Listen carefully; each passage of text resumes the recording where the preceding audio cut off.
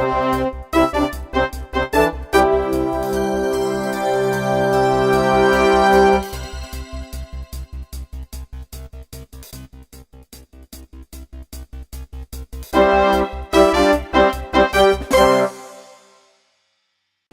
out there, this is Wakeangel2K1, and I am doing a review of Hera Syndulla.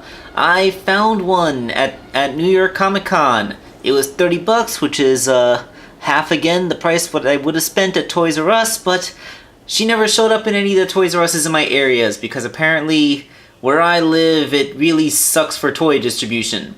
I kind of figured, like, New York City, it's kind of only one of the biggest metropolises on the entire planet. You figure you might want to put your stuff there, but whatever.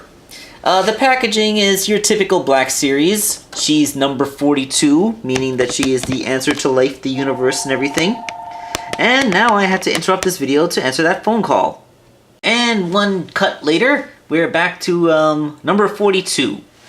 Now, the Black Series packaging has never really been very strong. It's just a rather artistically done black and white image of the character and a brief description. Nothing too big, but this is but the important thing is the figure contained within. So let's take a look at that. And here she is, Hera. She is of course a 6-inch tall figure, just like all the other Black Series. So just to get it out of the way, let's do a quick size comparison. Let's start with one of her fellow Rebels members, Ahsoka, who came out a little bit earlier, and I actually had to spend more because I had to order for her from Walmart.com because, again, nobody carries these things. Along with some other famous Rebels characters, although they are from the Rogue One movie. We got K2SO and Jyn Erso, and as we can see, Hera pretty much stands at the height that you'd expect. She is an adult woman, so she's taller than the young Jyn, but not as tall as that gigantic security droid. Alright. So Hera just looks pretty amazing. The figure has some fantastic detailing. The face is just absolutely beautiful. Although this is a case where you really want to try and buy a figure in person because there are individual QC issues. While I was at the convention, I saw a couple of other Heras, and one of them had a really bad wall-eyed facial expression. Ever since I bought this Ahsoka figure and it had that blemish on the lip... Hey, camera. Yeah. It had that white paint blemish on her top lip that I couldn't tell because I had to order her online. I kind of made a promise to myself to never buy these things online again. She has some nice subtle detailing on her head tentacles with this, it's like a light beige-ish brown, a grayish beige on her tentacles, which is pretty cool. Every little wrinkle and bump on her headpiece is sculpted in with loving detail, and there are even translucent lenses in her goggles, which reflect the light. Unfortunately, the goggles are permanently attached to her ears, so they can't rotate down to cover her eyes, although I can't really think of many instances in the cartoon where she did that, so I guess it's kind of okay. The rest of the detailing of her costume is great, and you know, I know this is kind of a weird thing to say, but when I watched Star Wars Rebels, I was actually really happy to see Hera's outfit, because it marked kind of one of the first times that we ever saw a Twi'lek who wasn't wearing some kind of skimpy slave outfit. I feel like the poor Twi'lek are enough of an oppressed people, we can actually show one of them in reasonably respectable attire. Although there is one thing, I never understood why flight suits in the Rebel Corps had these things. I don't know what they're for. Is there some kind of analog to like actual military flight suits? Because to me, I would just think that if you're sitting in a fighter jet and let's say you had to jump out of it or evacuate for some reason, and you went to jump out, you could like snag one of these loops on on like say the steering joystick or some other protruding object in your cabin, and then all of a sudden you're kind of stuck. I really only see these things on the hips as a liability. Like, why are they there? Does anybody know? Yeah, I am legitimately asking this. Is there any reason in universe or as part of actual military flight suit attire that you would have these weird belt things that kind of go around your thighs and attach to your waist? Because really, I never saw any practical reason for that. Let's break down the well, we're still looking up and down the figure, and quite frankly, like, yeah, I mean, everything on her is just fantastic. I mean, her costume is just like very practical. You can see that they sculpted in all the seams and pouches and wrinkles on her flight suit pants. She has very nicely detailed boots with multiple colors. No boot cut swivel, but I'll get to that when I talk about articulation. And the figure just looks really good all the way up and down. With a perfect application, a very smooth paint job for the most part.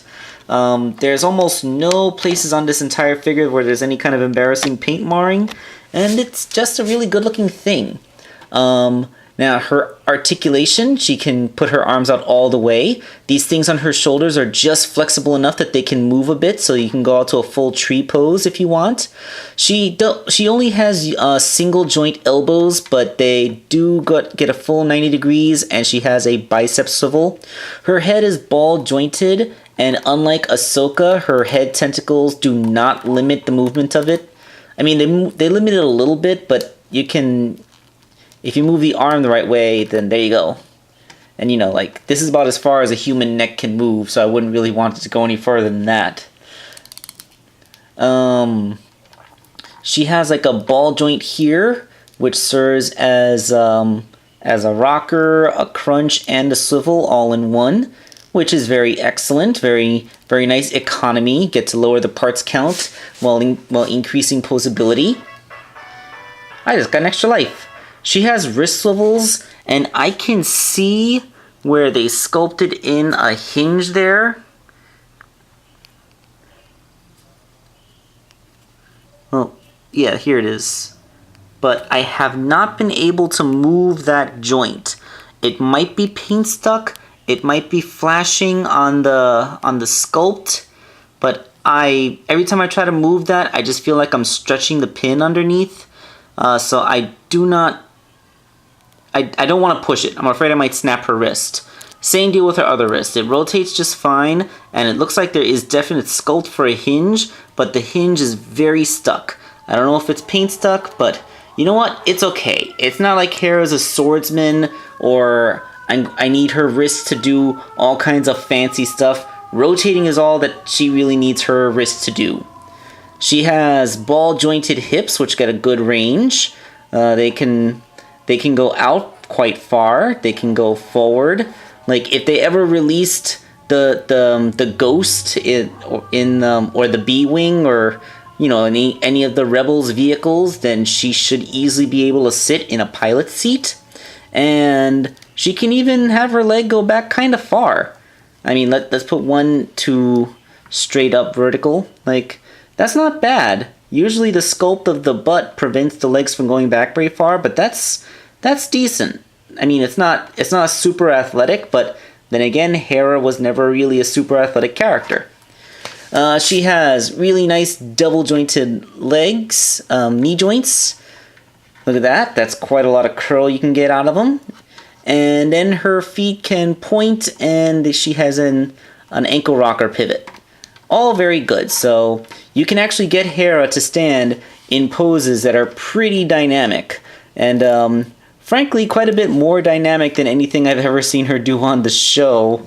Because once again, she's a pilot, not a martial artist. But it's good to know that if you really want to get her to do something, she can. Now, Hera does come with one accessory. She's been keeping it in her little boot, her little boot holster this entire time. It is this itty bitty teeny tiny blaster weapon. Let's get that out there. check it out. This is minuscule. It is smaller than the accessories that come with 4-inch figures. So like, this is a lady's gun. It's really tiny and easy to conceal. And despite the fact that it's in her right boot, it's very clearly meant to be wielded in her left hand. As you can see, that's the one that's sculpted with the trigger finger. And it goes right in. Although she doesn't, it's so tiny, she doesn't really have a very tight grip on it. But yeah, she has her tiny, easily concealed lady gun. And looks pretty darn good holding it. So yeah, this is just a really great figure. I really am happy that I hunted one down. Because, you know, I always did like the Twi'lek from the Star Wars franchise. They're one of my favorite fantasy alien races. But yeah, the figure really does the character justice. So this is Wakeangel 2001, and I'm signing off.